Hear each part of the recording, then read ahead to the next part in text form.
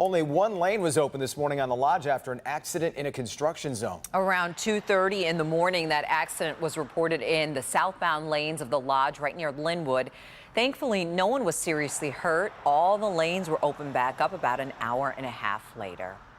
No one was hurt during a barricaded gunman situation in northwest Detroit overnight. We're told the situation near Eileen and 8 Mile started just after 11 p.m. when police answered a 911 call from a woman at that home. A 61-year-old man opened the door to see police and then closed it and barricaded himself in the home with the woman.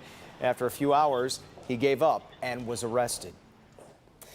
A police chase that started in Westland lasted for an hour before coming to an end in Warren. The chase, starting sometime around 2 in the morning, the suspect was chased by police for about an hour until it came to an end near 10 Mile and Ryan. No injuries in this.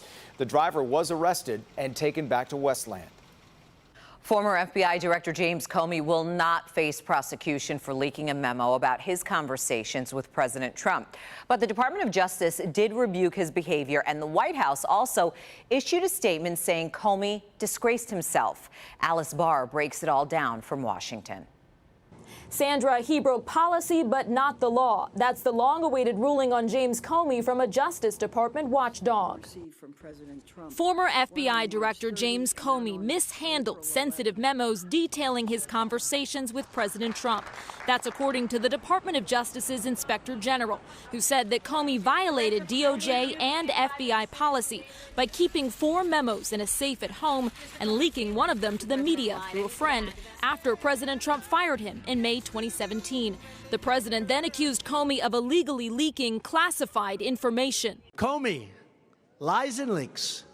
But the Inspector General's report contradicts the president, finding that Comey did not publicly disclose any classified information, so he will not face prosecution.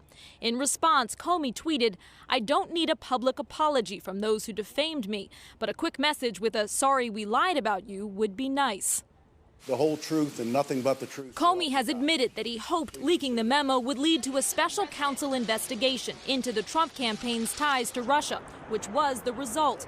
And the Inspector General said that motivation set a dangerous example.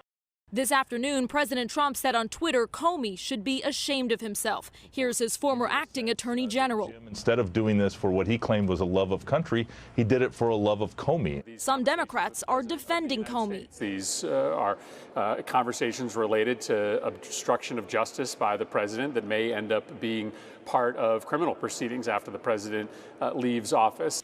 Both sides digging in the latest turn for a deeply partisan issue. That DOJ watchdog is now wrapping up a separate investigation into what started the FBI's Russia probe. In Washington, Alice Barr, Local 4.